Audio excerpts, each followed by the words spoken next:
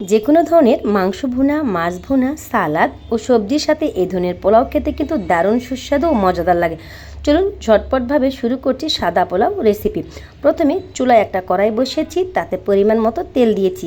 এবার এখানে অ্যাড করে দিলাম পেঁয়াজ কুচি। পেঁয়াজ কুচিটা আমি ভেজে নিলাম। তারপর এখানে অ্যাড করে দিলাম কিছুটা গরম মশলা। গরম মশলাটা পেঁয়াজের সঙ্গে বেশ কিছুক্ষণ ভেজে নিলাম। এবারে আগে থেকে ধুয়ে পরিষ্কার করে রাখা 250 গ্রাম পোলার চালটা আমি এখানে ব্যবহার করলাম। এই পোলার চালটা আমি 5 থেকে 6 মিনিট ভালো করে ভেজে নিব। তারপর এখানে আমি ফুটন্ত গরম পানিটা অ্যাড করব। পোলার চাল যে পরিমাণ নেবেন ঠিক তার দ্বিগুণ পরিমাণ পানি কিন্তু এখানে ব্যবহার করতে হবে। আর যদি পোলার চালটা নতুন হয় তাহলে সেক্ষেত্রে পানির পরিমাণটা কিন্তু একটু কমিয়ে দিতে হবে।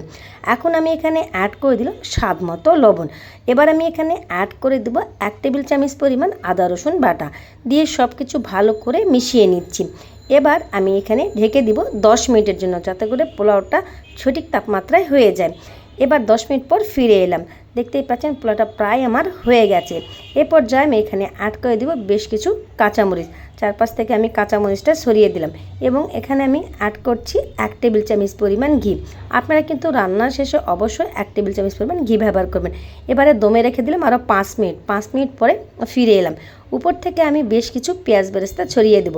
আমার পারফেক্টভাবে সাদা পোলাও রান্না কিন্তু হয়ে গেছে।